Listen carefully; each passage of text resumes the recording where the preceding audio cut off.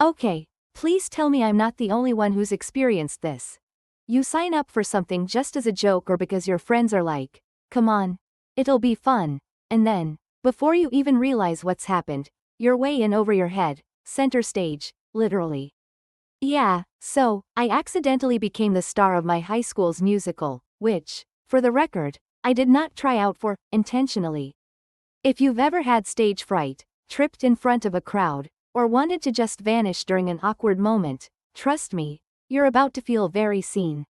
This is the story of how I survived my most embarrassing public moment, and, somehow, learned to laugh at myself. Let's rewind. I was 15, a high school sophomore at Willowbrook, a school famous for, let's be real, very average sports, but weirdly enthusiastic theater productions. I was not a theater kid. Like, if you opened the dictionary to background character, my picture would be waving awkwardly. The drama department, though, basically ran the social scene, so everyone at least pretended to care about the plays. My best friend Jamie, the walking ball of chaotic energy, had been bugging me for weeks to audition for the spring musical. She'd say, dude, even if you bomb, at least you'll have an embarrassing story for college apps. Thanks, Jamie. Fun fact, the actual musical was Pirates of Penzance, which I learned is not, in fact, about literal pirates with parrots. Spoiler. More singing, less sword fighting, but with hats. The day of auditions, I made a deal. I'd tag along with Jamie, watch, maybe sign up for ushering so I could at least swipe free snacks. My plan. Invisibility. Jamie's plan. Sabotage. She basically shoved my name on the sign-up list while I was in the bathroom. Thanks again, Jamie. Next thing I knew, I was standing in a gymnasium with 40 other hopefuls and a piano that seemed to glare at me like, you thought you could escape? My only acting experience up to this point? Dramatically flopping on my bed about test grades. But, hey, how hard could it be, right? Cue the horror music. Okay, so, I'm standing in this makeshift audition room, which used to be the gym but smelled vaguely of feet and old popcorn, surrounded by people stretching, humming, and doing these weird lip trills. You know, when someone looks like a race car but they're just warming up their voice? I'm trying to blend into a wall, but Jamie's waving at me from across the room like she's at a rock concert. The director, let's call her Mrs. Zimmerman, with the legendary resting drama face, called my name. Panic. My knees audibly creaked as I walked to the front. She smiled, which, by the way, should be illegal with that much eyeliner.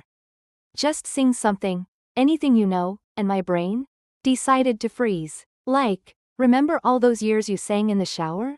No, you don't. I squeaked out, happy birthday. In the wrong key. To myself. People giggled. Instead of dying, I turned bright red, which is, honestly, a superpower if you ever need to look like a tomato on command. Here's the first twist. Mrs. Zimmerman loved it. You're brave. That's exactly the energy we need for Frederick. Pause. Who's Frederick? I glance at Jamie, who is straight up moonwalking with laughter. Turns out, I landed the lead. The lead. Because, according to Mrs. Zimmerman, we want someone awkward, but lovable. That's you, honey. Over the next 2 months, my life became a whirlwind of after-school rehearsals, and me trying to figure out how not to trip in period clothing. Seriously, the pirate hat was 3 sizes too big. The feather got caught in my mouth every time I turned my head. Swords were fake but somehow still painful. The cast? Think Breakfast Club, but with more eyeliner. There was Karen, who played Ruth. Karen took being a pirate very seriously. She wore an eye patch to lunch. There was Brian, our pirate king, who rolled every R like he was auditioning for a cereal mascot. And then there was Jamie, who managed ensemble, yet somehow appeared in more scenes than me. Every rehearsal was an exercise in chaos. I tripped over set pieces. Once, I accidentally sword fought with a mop, jammed the fake sword in the mop's bucket, sent water everywhere, then slipped MP3 style. Mrs. Zimmerman said, make it part of the character, dear. Frederick is clumsy. Cue my existential crisis. Was I a good actor or just honestly accident prone? Spoiler. Both. But the anxiety kept growing. especially as opening night loomed. I would practice lines in the shower, brushing my teeth, silently mouthing, "Oh, false one, you have deceived me," while my dog gave me the most judgmental look ever. For a little educational detour, stage fright is real, and apparently, it's a biological leftover from our ancestors who, get this, hated being watched by predators. So, the next time you cringe in public, it's literally just your lizard brain panicking. Dress rehearsal was the ultimate disaster. I forgot entire lines, sang one chorus, alone, before the music started, and knocked over a fake palm tree. Karen, bless her, improvised.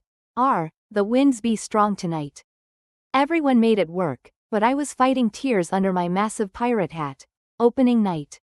Packed auditorium. My parents, who had never missed a school event, were front row, obviously armed with a camcorder the size of a toaster.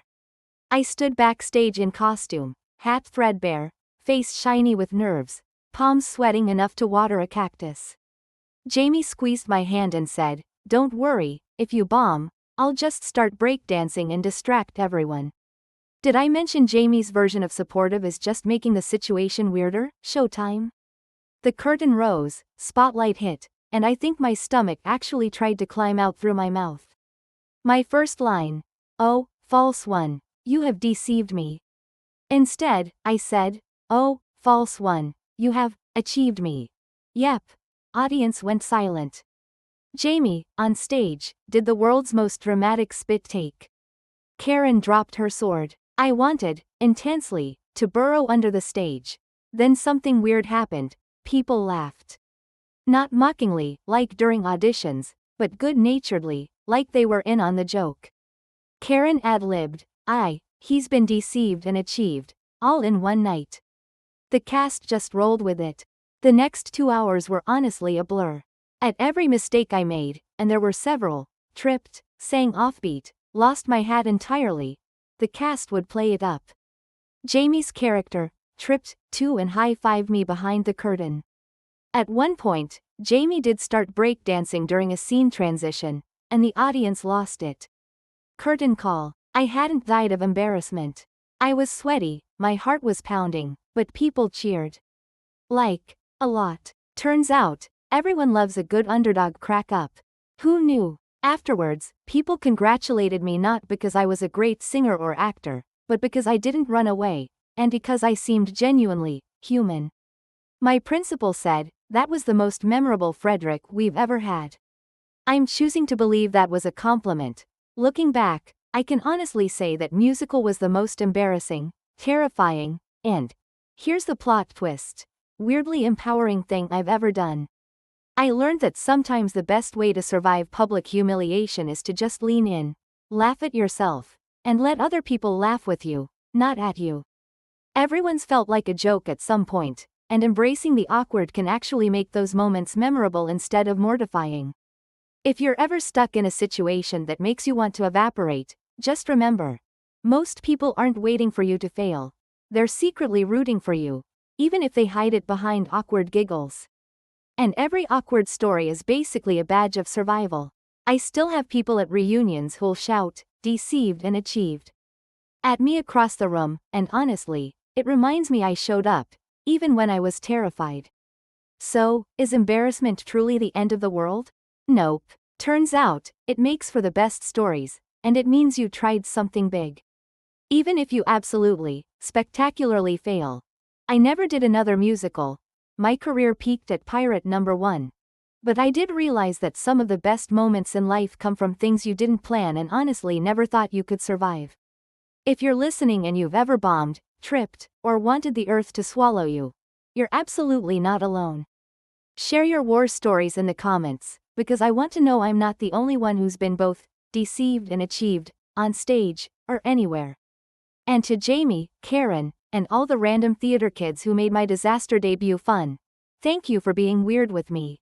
So, whether you're braving a stage, a job interview, or just your own brain at 2 a.m. replaying your worst moments, remember, you're more lovable, resilient, and accidentally entertaining than you think. See you next embarrassing story.